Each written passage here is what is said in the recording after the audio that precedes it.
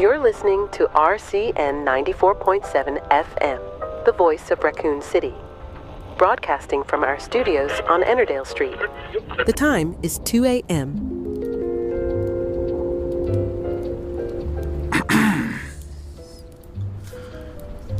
Good morning, Racoon City.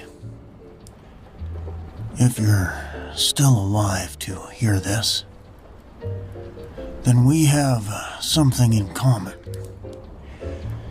My name's Marcus Webb, and somehow, against all odds, I'm still breathing, still broadcasting, still here. It's been around 12 hours since I signed off. 6 hours since they tried to break through my door. It's been around 12 hours since I signed off. 12 hours since they broke through the door. 12 hours since my producer Kelly passed right outside this booth. I'll hear her screams for the rest of my life. However long that turns out to be. For those wondering how I'm still alive, and believe me, I've been asking myself the same question. Here's what happened. They broke through the studio door,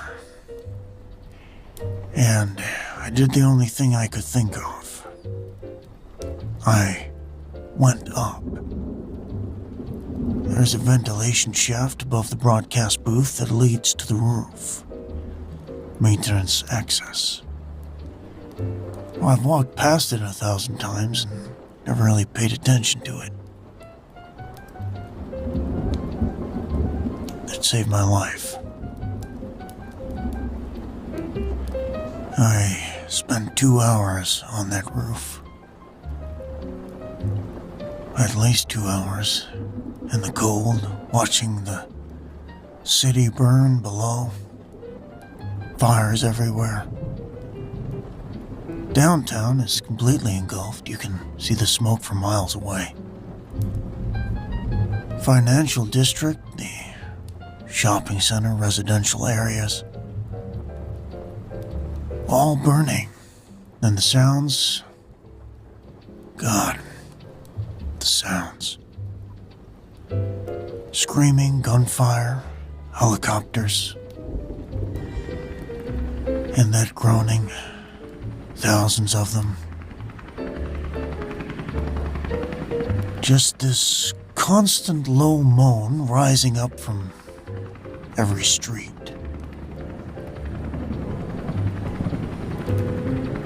There are military helicopters, Black Hawks, flying above us. I've seen at least, no, 30 in the last hour circling the perimeter.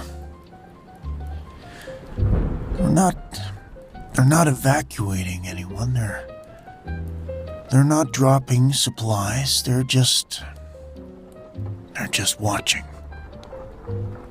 Making sure nothing gets out. At dawn, I heard loudspeakers.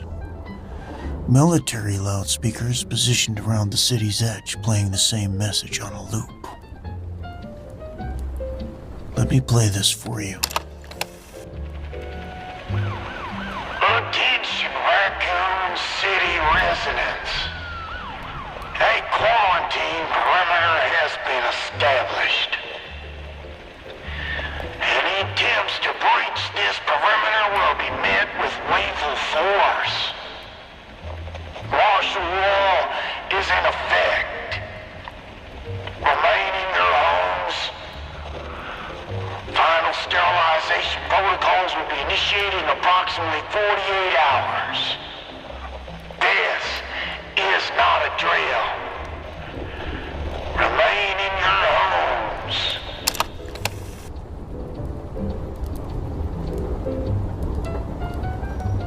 Sterilization protocols. They keep saying that. I don't know exactly what it means, but I can guess. They're going to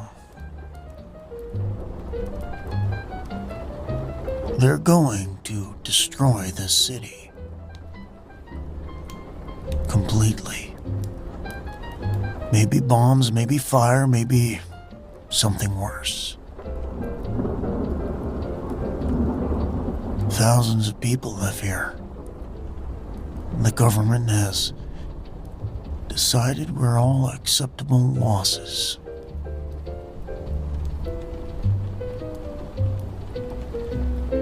Anyway, after hours on the roof, I managed to get back inside through a different entrance. It was a second floor window that opens onto the fire escape. And the things that killed my producer Kelly are still in the building, and I can hear them wandering the hallways. They haven't figured out the booth yet. I've barricaded every entrance, pushed the equipment racks against the doors, stacked the boxes, used every piece of furniture I could move. This booth is maybe 12 feet by 12 feet, and now it's my entire world.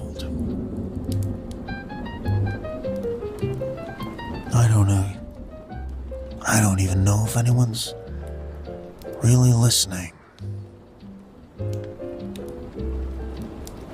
I've got supplies, emergency kit we keep for natural disasters, tornadoes, floods, that sort of thing. Never thought I'd be using it for the end of the world. 3 gallons of water, maybe 2 days worth if I ration carefully. Canned food, energy bars, first aid kit, a .34 revolver that I think belonged to our station manager, Dale. 6 bullets. I found it in his desk drawer when I came back inside. Dale's gone now. I saw him in the hallway. He was, he was one of them.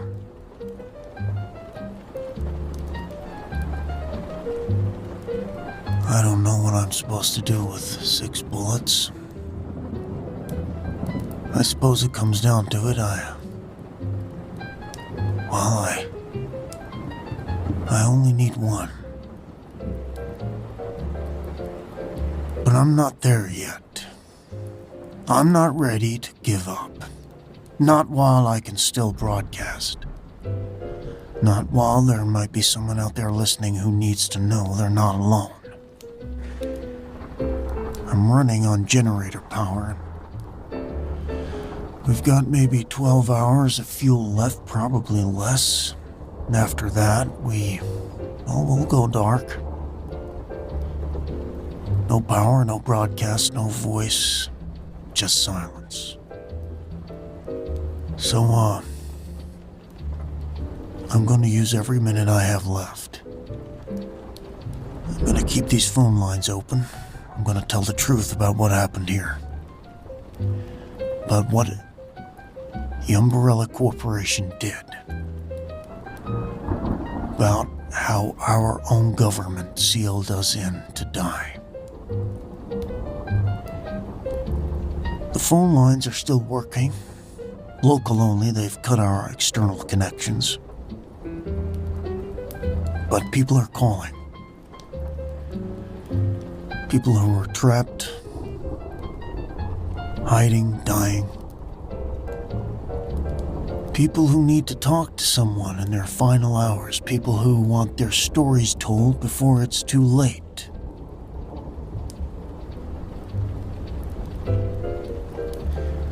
The weather, for anyone who cares, It's overcast and warm. The fog from the mountains is still heavy over the city. You can barely see 100 feet. Perfect conditions for the dead to hunt the living, I suppose.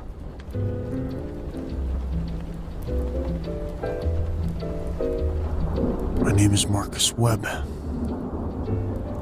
This is RCN 94.7 FM, and we're still on the air.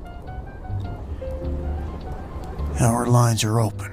If you're out there, if you're listening, call me. Tell your story. First caller, you're on the air. Hello? Can you hear me properly? Yes, I can, loud and clear. Who am I speaking with? My name is Dr. Klaus Eisenberg. I am a virologist.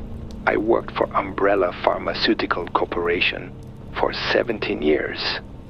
And, well, I am calling because I need to confess to what I have done. You worked for Umbrella? Yes, that's right. Until very recently. And Marcus, I know what caused this outbreak. I know where it came from. Because, well, I helped create it. Wait, you're saying you helped create whatever's turning people into these things? Yes. I was part of the research team. Not the lead scientists, you understand? But I was there. I contributed. I knew what we were doing, and I did it anyway. What exactly were you doing? We were developing a biological weapon. A virus that could reanimate dead tissue. The goal, you see, was to create soldiers that felt no pain, no fear, no hesitation. Perfect weapons. The company called it the Tyrant virus. The T-virus. Hold on. Umbrella deliberately created this? This wasn't an accident? No accident. This was engineered, designed. Every aspect was carefully calibrated. How it spreads, how quickly it kills, how the subjects behave after reanimation. All intentional. Jesus Christ.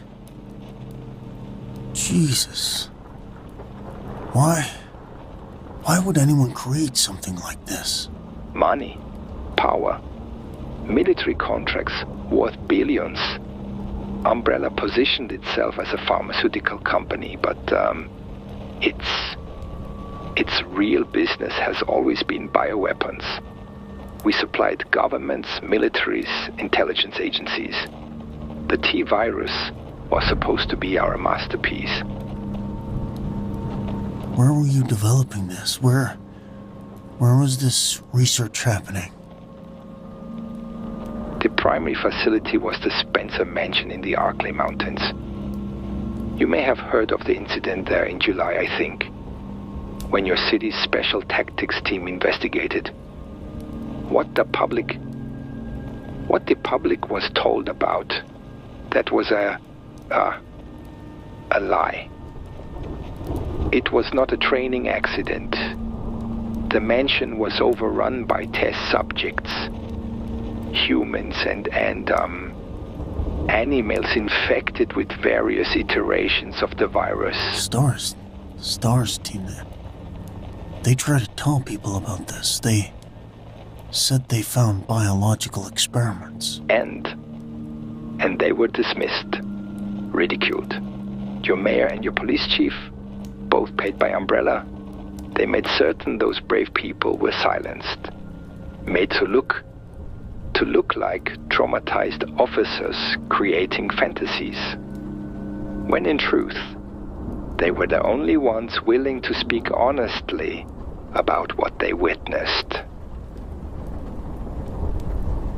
Okay, but the mansion was destroyed in July. That was months ago. How did the virus get into the city? That is more complicated. After the mansion was lost, Umbrella had a secondary research facility underground, beneath the city itself, accessed through the sewer system. Dr. William Birkin ran the operation. He was developing something called the G virus, but the facility also stored samples of the T virus. There's a lab under Racoon City? Yes. And Birkin was brilliant, but careless. Samples were not properly disposed of. Contaminated materials were flushed into the city sewers instead of being incinerated. For months, Marcus. Months of contaminated waste entering your sewer system.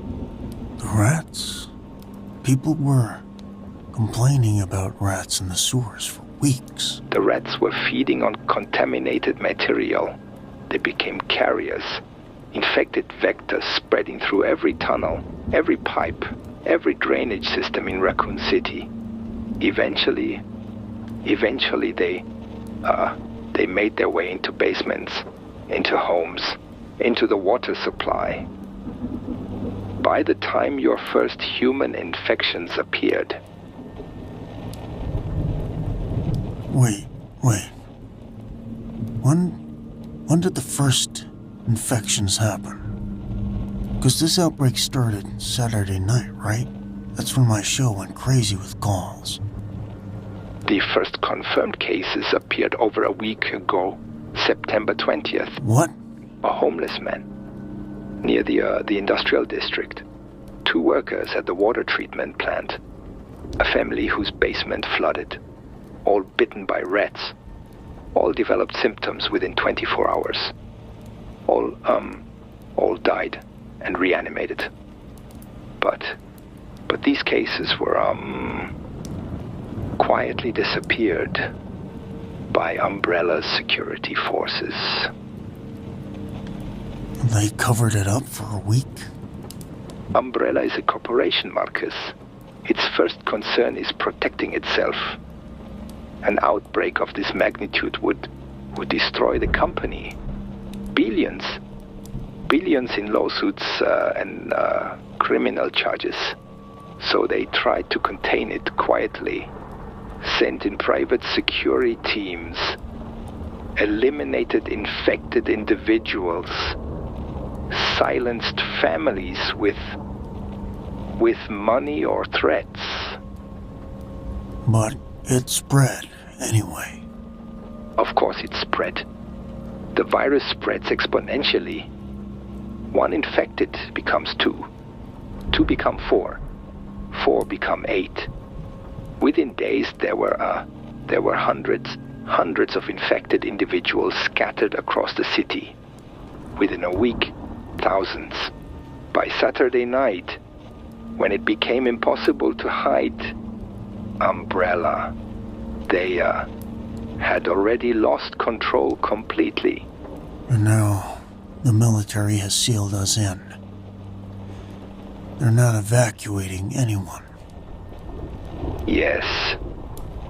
Umbrella has contracts with the Defense Department, classified agreements. So when the company informed military leadership that the bioweapon had been released in an American city, the response was immediate. Quarantine, containment, and if those fail, which they have, complete destruction of the infected area. Sterilization protocols? What does that actually mean? I do not know the exact details. I am just a scientist, not a military strategist. But I have heard the term used before in contingency planning. Umbrella has protocols for containment breaches, complete eradication of the contaminated zone, fire, explosives, perhaps worse. Everything burned to prevent the virus from spreading beyond the quarantine perimeter. When? The loudspeakers. The loudspeakers said 48 hours. Yes.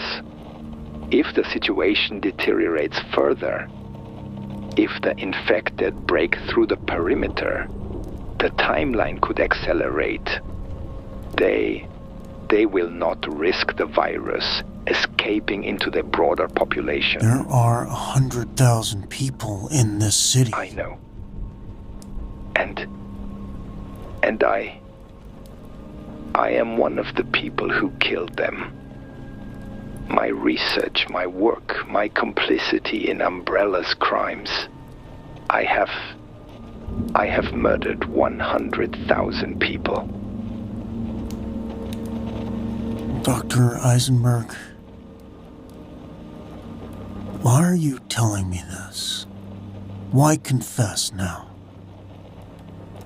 Because someone must know the truth. Because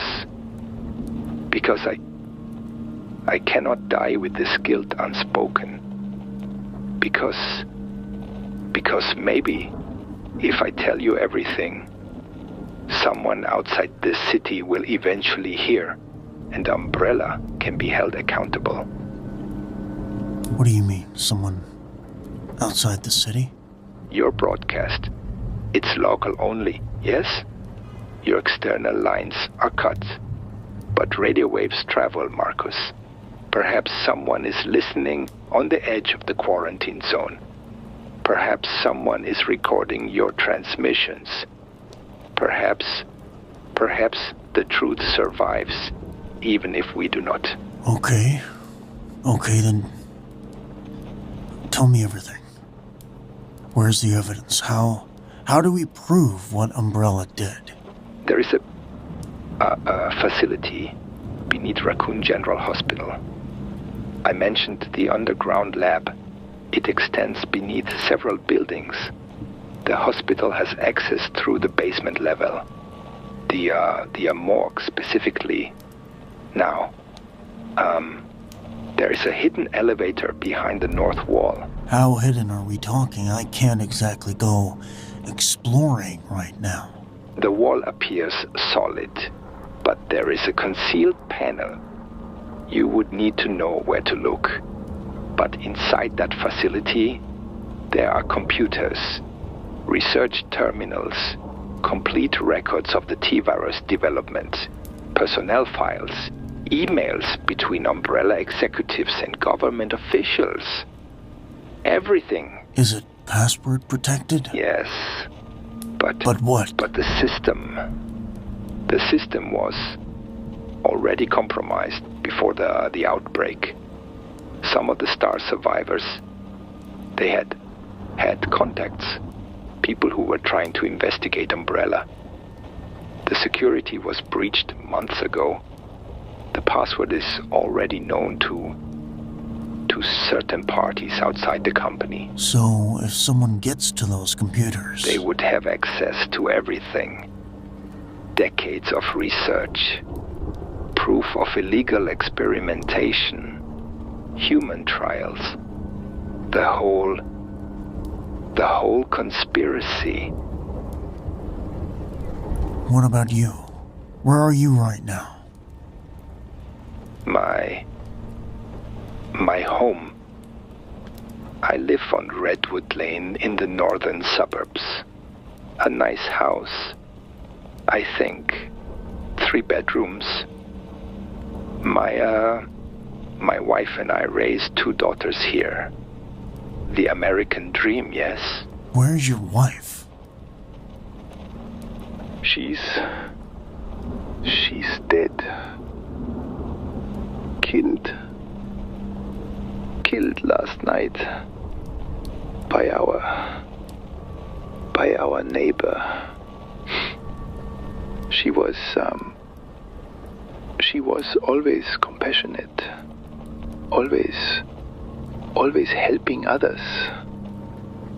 The neighbor, he came to our door asking for help. She opened it. He attacked her. I watched her die.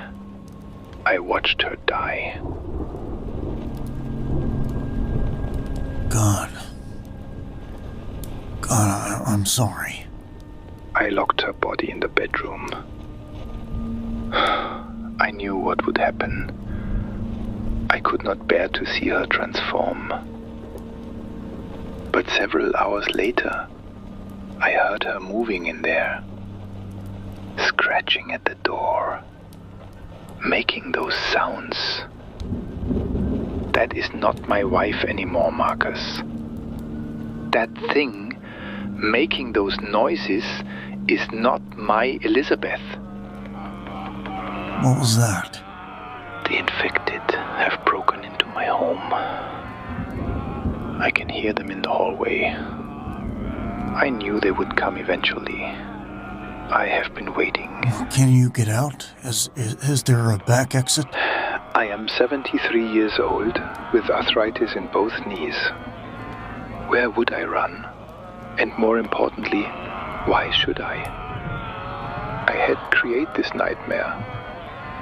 100,000 people will die because of my work. Why should I survive when they do not? Everyone deserves a chance. No, not everyone. I made choices, Marcus. I accepted money to develop weapons. I told myself it was for national defense, for scientific advancement. But I knew. Deep down, I always knew we were creating something evil. And I did it anyway. They are breaking through now. I should finish what I came to say. My daughters are in Berlin, studying at university. They are safe. I spoke to them this morning before the international lines were cut. I told them I loved them. I did not tell them what I had done. Dr. Eisenberg. Marcus, please. Tell anyone who listens to look for the facility beneath the hospital. Tell them to search the computers. Tell them Umbrella cannot be allowed to survive this. The company must be destroyed, its executives prosecuted, its research banned forever. Promise me. I promise. I'll tell them. Thank you. You are doing important work, staying on the air, giving people a voice in their final hours. That matters. I am ready. Elisabeth. I am coming, mein Schatz.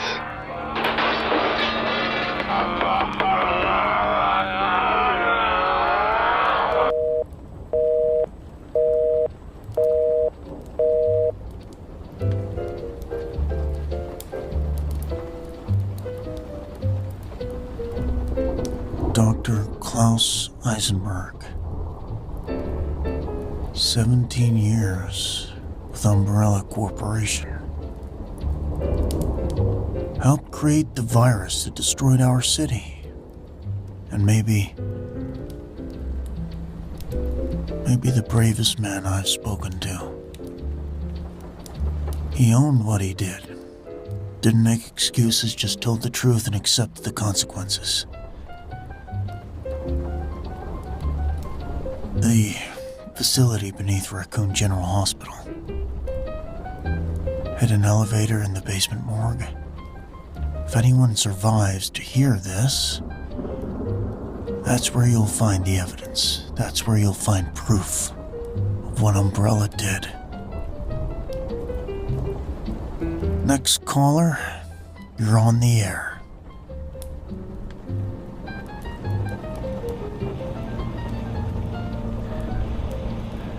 Hey, Yeah.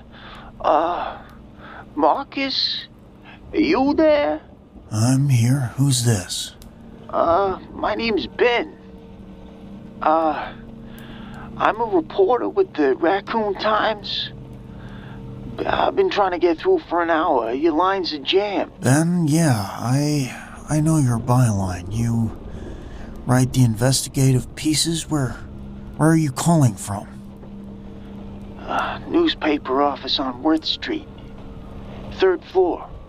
I'm locked in the archives room. There's maybe a dozen of those things wandering the building. They got most of the weekend staff last night.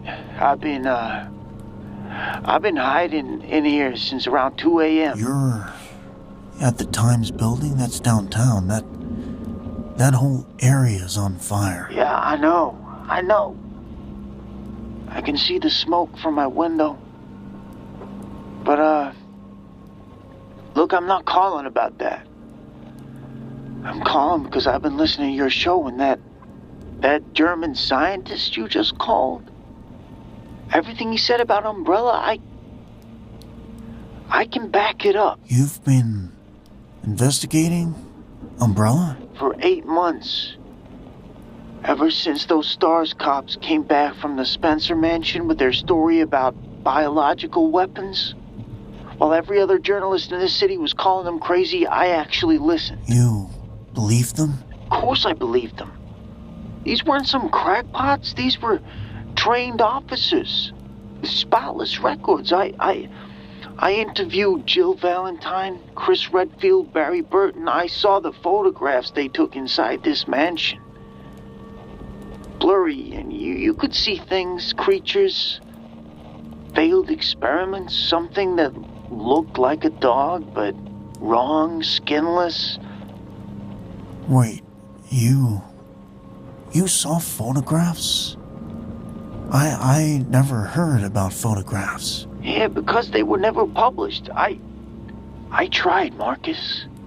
I wrote a massive investigative journalist piece. Like 15,000 words. Interviewed every STARS survivor who would talk to me, cross-referenced everything, found connections between Umbrella and city government going back decades. It should have been front page. And what happened? My editor, he killed the story. You know, he said it was unsubstantiated conspiracy theories. Said we couldn't risk damaging our relationship with the city's largest employer. Umbrella advertises with us every week. We're taking hundreds of thousands in ad revenue. Apparently that's more important than the truth. So, what did you do? What do you think? I kept investigating, just like in my own time. Started digging into Umbrella's connections with city officials, and Marcus, what I found... Oh, hold on. Hold on a sec. Okay, false alarm.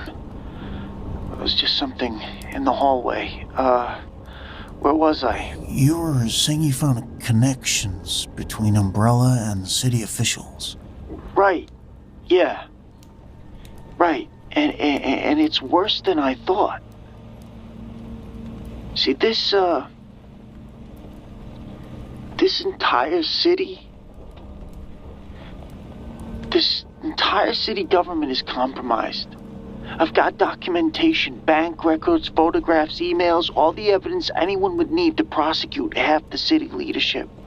What kind of evidence? Start with, Mayor Warren. Yeah, I've got records showing he's received over $300K in campaign contributions from Umbrella over the last 6 years. That's the legal money. But I also tracked offshore accounts. Monthly deposits of $5K going back 4 years. That's $240K in unreported income. Hold on. How did you get access to offshore bank accounts? That's That's not exactly public information. Marcus, I have sources, man. People inside the financial system who were concerned about what they were seeing. I can't name them, but the documents are legitimate. Okay, what else? Chief Irons, the police chief, even worse. I've tracked over $500,000 from Umbrella to Irons over the last 8 years. Some of it disguised as consulting fees for security services that were never actually provided. Some of it just straight cash. And can you prove that? I've got photographs. Irons meeting with Umbrella executives. One showing him accepting a briefcase in a parking garage. I was on a roof across the street with a telephoto lens. 4 days later, he shut down an investigation into Umbrella's waste disposal practices. That's the sewer investigation. I remember hearing about that. Officers were tracking illegal dumping. Exactly. They were following the source of the contamination, getting close to discovering Umbrella's underground lab. Irons killed the investigation. Reassigned the officers, buried all the evidence, and now we know why. He was being paid to protect Umbrella's operations. Oh man. I think they're getting closer, Marcus. I can hear them on this floor now. How many are there? I don't know, maybe 6, 8. It's hard to tell. They don't move like people anymore. They just kind of shuffle and wander, but when they hear noise, they get focused, aggressive. Try and keep your voice down, Ben. Don't attract their attention. Yeah, right. Anyway, it's not just Warren and Irons. I've got a whole list of compromised officials. Building inspectors who approved Umbrella's facilities despite code violations. Environmental officers who signed off on chemical disposal permits. City councilmen who fast-tracked zoning charges. All of them taking money. All of them. How many are we talking about? At least, 15 city officials. Probably more that I haven't found yet. Umbrella was, systematic about it. They identified everyone with regulatory authority over their operations and either bribed them or found ways to remove them from their positions. What about star survivors? What happened to them after they tried to go public? They were destroyed.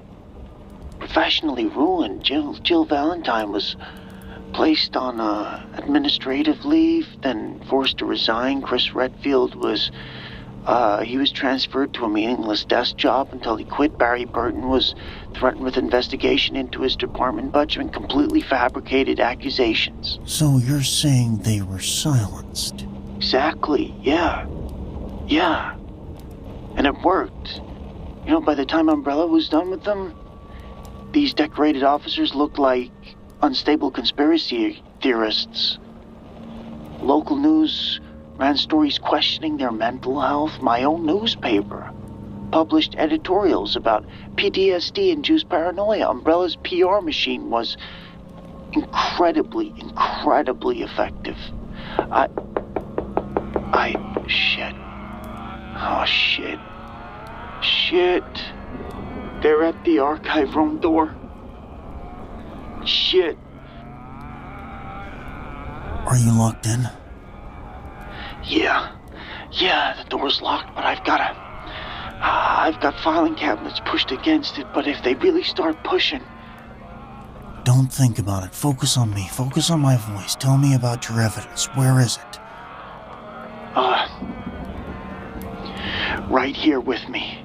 8 boxes of documents, bank records, photographs, emails, witness statements, everything organized chronologically. This is my life's work, Marcus. 8 months of investigation, proof of everything. Everything Umbrella did. And what were you planning on doing with it? I was gonna go federal. FBI, Justice Department, congressional oversight committees. I had contacts in Washington who couldn't be bought off. I was supposed to make the trip next week, and now I'm trapped in a newspaper archive with the most important story of my career, and this city's about to be destroyed. All this evidence, all this work, and it's worthless. Listen to me, Ben, it's not worthless. Can you protect those documents somehow? Let me think. There's an archive vault in this room, fireproof safe, where we keep historical documents. I could seal the boxes in there if the building survives the sterilization. If anyone ever excavates this city, they might find it. Okay, do it. Do it right now. Okay. All right. I'm gonna open the vault now. It's a big safe. It should fit all 8 boxes. First box going in.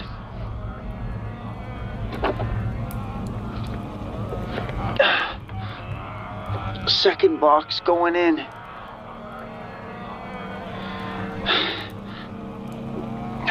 Marcus, if anyone survives this, if anyone's listening who makes it out, they need to look for this vault. Where exactly? Racoon Times building, Worth Street, 3rd floor. Archives room on the north side. The vault's a big gray safe. They can't miss it. The combination is 1834-7. 1834-7. Got it. Everything's in those boxes? Everything. Box 1 is Mayor Warren, campaign contributions, offshore accounts, meeting records. Box 2 is Chief Irons, bribery evidence, photographs, financial transfers. Box 3 is other city officials. Box 4 is stars, testimony and photographs from the mansion. Box 5 is Umbrella corporate documents, internal memos, research records I managed to obtain. Box 6 is environmental violations, illegal dumping, contamination reports. Box 7 is witness statements from people who saw early infections and were silenced. Box 8 is my own notes and analysis, timeline of events, connections between players, the full conspiracy. How much of this is going to survive a nuclear strike? The vault's, I think the vault's rated for fire and impact. It's designed to protect historical documents from disasters. If the building doesn't completely collapse, if there's any structure left standing, the vault should survive. It's the best chance I've got.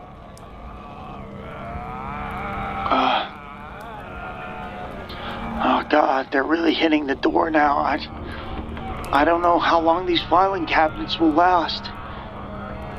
It's okay, just keep going. Get those boxes secured. Okay, 6 box. 7th and 8th. Okay, that's all of them. All 8 boxes in the vault. I'm gonna seal it now. Okay, done. It's sealed. 1834-7, 3rd floor, north side. Someone needs to find this. Someone needs to read what I wrote and expose what Umbrella did. They will. I promise you, Ben.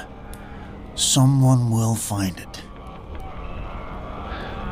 I wanted to win a Pulitzer, you know? Win a Pulitzer Prize, that was my dream. Write the big investigative piece that changes everything. Instead, I'm gonna die right here in the newspaper archive. My greatest work is in a locked safe. You did your job. You documented the truth. That's what matters. They're breaking through. The filing cabinets are moving.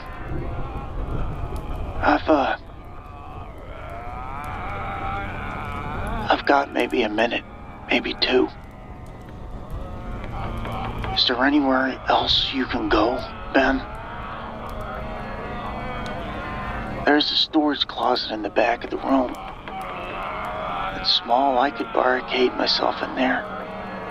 Buy some more time, but Marcus, what's the point? The city's on fire. The military's gonna sterilize everything in 2 days. I'm dead either way. No, you don't know that, Ben. Marcus, don't, please.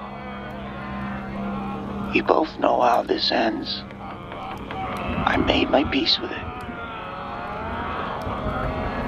I've made my peace with it. There they go, Marcus. We're almost here. Thank you for staying on the air. Thank you for giving people like me a voice. Ben, get to the closet. Buy yourself time. Oh, yeah, okay. Okay.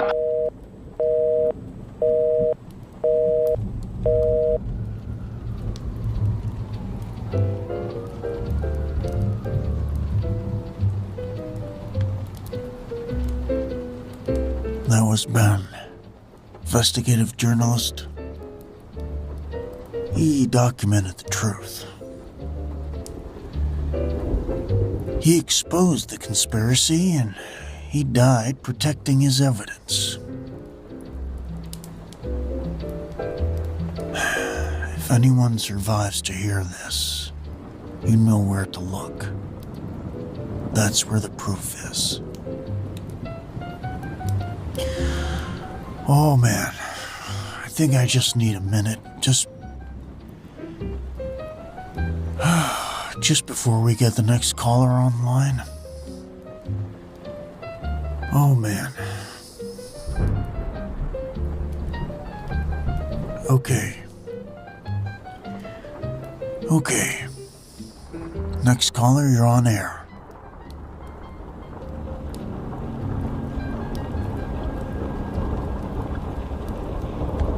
Marcus? Hello? Marcus, this is David. I'm a third grade teacher at Racoon Elementary School. And, I need to tell you something. I was bitten about 40 minutes ago. David, where are you right now? My apartment, Grayson Street, 2nd floor, Unit 2D. I managed to get home after it happened. Locked all the doors, barricaded them. I'm alone. Safe for now. But Marcus, I can already feel it. The infection, it's spreading through me. Okay,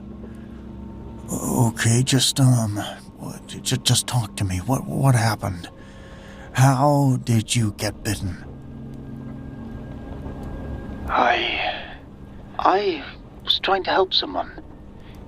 There's a small, grocery store 2 blocks from here. The corner market. Mr. Kim runs it. I hadn't eaten since yesterday morning and I was so hungry. I thought if I was careful, if I moved fast, I could get some food and make it back safely. What happened at the store? Well, it was empty. Or I thought it was. The shelves were mostly bare. People had looted everything. But, I found some canned goods in the back. A couple bottles of water. I was filling my bag when I heard something in the storage room. One of the infected? I didn't know it at the time. I just heard this sound. Kind of a low moan. I thought maybe it was Mr. Kim, maybe he was hurt, so I called out. Asked if anyone needed help. I'm a teacher, Marcus. My instinct is to help. I should have run. You were trying to do the right thing. Yes. The right thing got me killed. I pushed open the storage room door and it was Mr. Ken. Or what used to be Mr. Kim.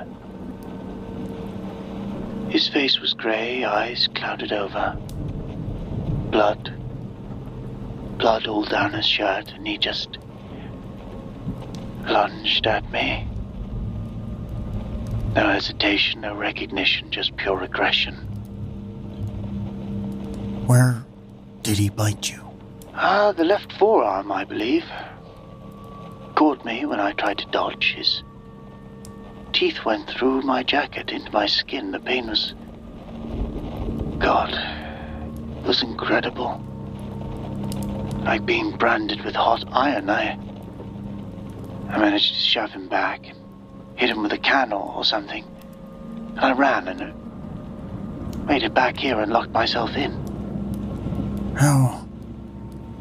How bad is the wound? Deep. I would say really deep. I can see the individual tooth marks. It's not bleeding much anymore, but the area around the bite is turning dark.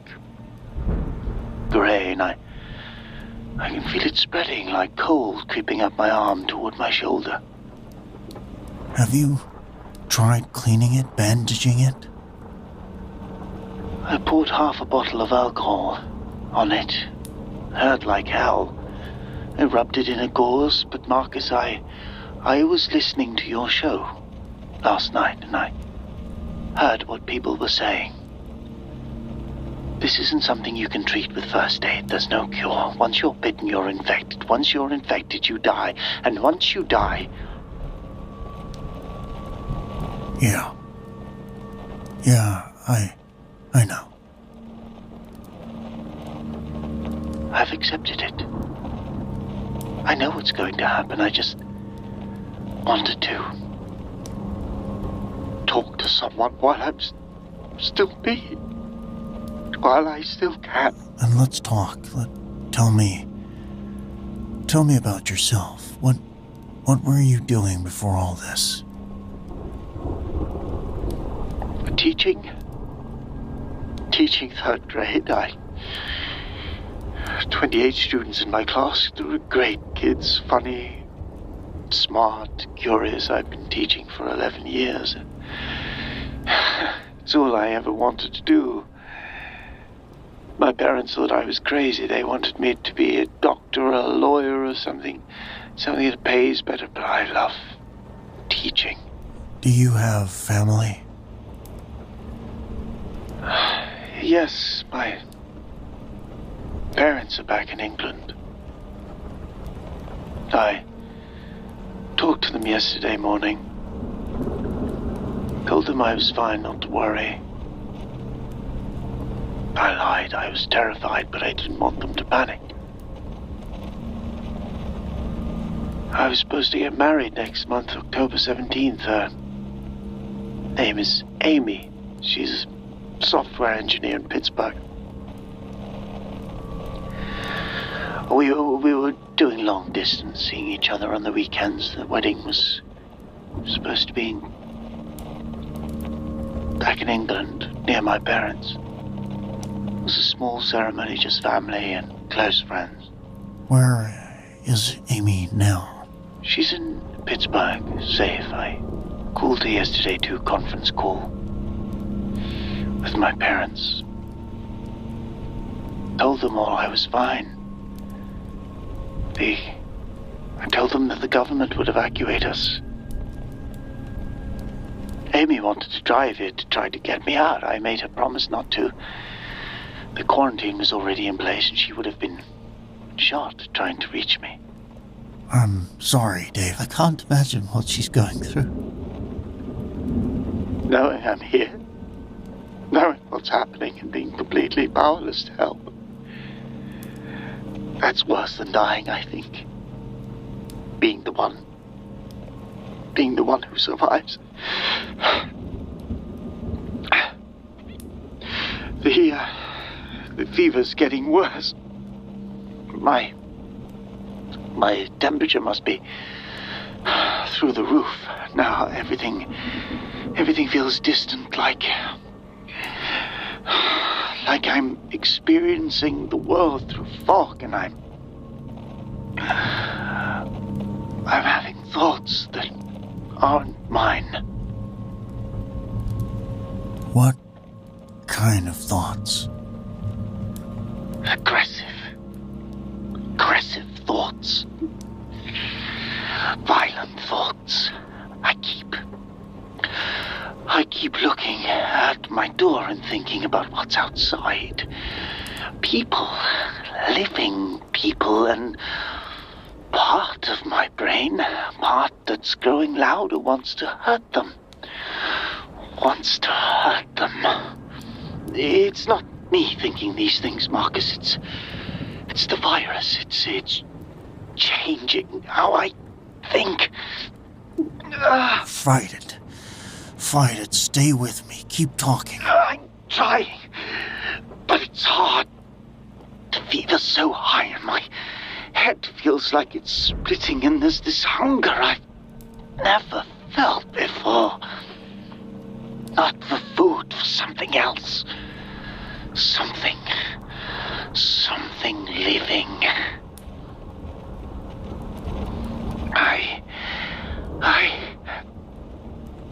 I keep thinking about my students. I keep wondering how many are alive. I wonder if their parents got to them safely. Or if they're all dead, or worse, infected. Third graders, 8 and 9 years old, turned into these things. It's terrible. Don't think about that. Think about the good times. Think about teaching them. We were reading Charlotte's Web. Every day after lunch class, we'd read aloud. We were on chapter 12. Charlotte just spelled terrific in her web. The kids were so excited. They kept asking me what word she'd spell next. We'll never finish the book now. David? Are you still with me? Talk to me. The wound, it's turning black. I can see the black veins spreading from my shoulder down my chest, up my neck, my heart's racing too fast. Way too fast. I think it's going to stop soon. Is there anything I can do? Anyone I can call? Tell Amy I love her. Tell her I'm sorry about the wedding. To move on. To find someone else. Tell her. I will. I promise. And Marcus, I need you to do something else. Anything. Tell me, David. When I turn, when I become one of those things, I won't be me anymore. I'll be violent, dangerous. My apartment's barricaded, but the locks aren't strong. If someone comes into this building, if someone searches for survivors, I could hurt them, kill them. What are you asking me, David? Tell tell people to avoid this building, Grayson Street apartment, second floor, unit 2D. There's an infected man inside. Don't open the door. Don't try to help. Just stay away. Stay away. David, listen to me. Promise me. Promise me you'll warn people. I promise, I'll warn them. Thank you. Thank you for talking to me. For letting me be human one last time. You're a good person, David. You're a good person. It's happening now. I can feel my heart slowing. Everything is going dark.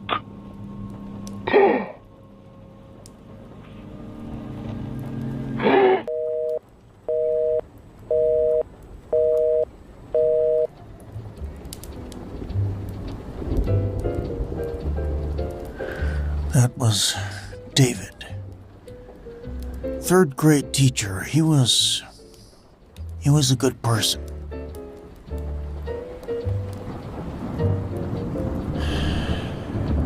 Unit 2D, Grayson Street Apartments, don't open the door. Even at the end, even knowing what he'd become, he was trying to protect others. I can't, Oh man, I can't do this anymore.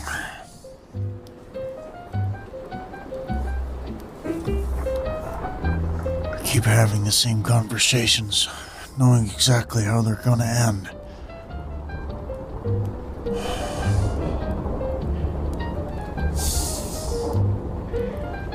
Three people, 3 calls, all of them gone. And for what? So I could broadcast their stories? So I could tell the truth? What good does the truth do when everyone's dead? I'm sorry, I shouldn't... You don't need to hear me fall apart, but I'm tired. I haven't slept. I've barely eaten. I'm running on adrenaline and terror and the desperate hope that maybe somehow this matters. That staying on air means something. My generator's making some strange noises.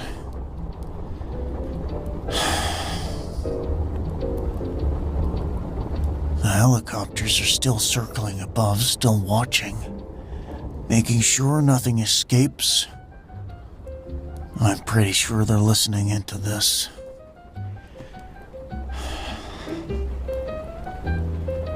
You know what? The Umbrella Company will get away with this. They'll spin it as some terrible accident. Industrial disaster, government will classify the details, survivors will get paid to stay quiet. In 5 years, 10 years, Umbrella will still exist. Still making drugs, still conducting research, still killing people for profit. Unless someone finds the evidence. Unless someone reads what Ben wrote, unless someone accesses those computers beneath the hospital. Unless the truth survives, even if we don't.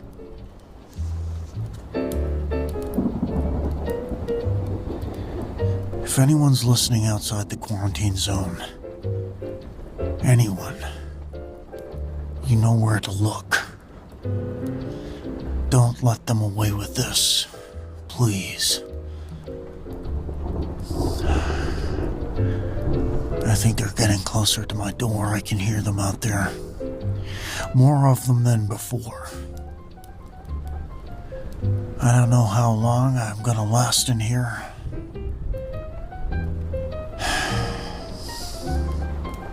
I've still got these 6 bullets, but I'm not ready to give up yet.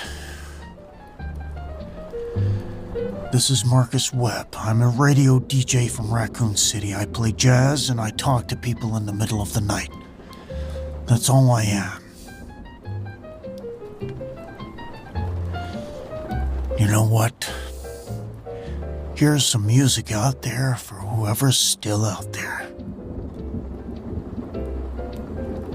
This is Marcus Webb, signing off. Kelly, if you can hear me somewhere, I'm sorry. So sorry I couldn't save you. Good night.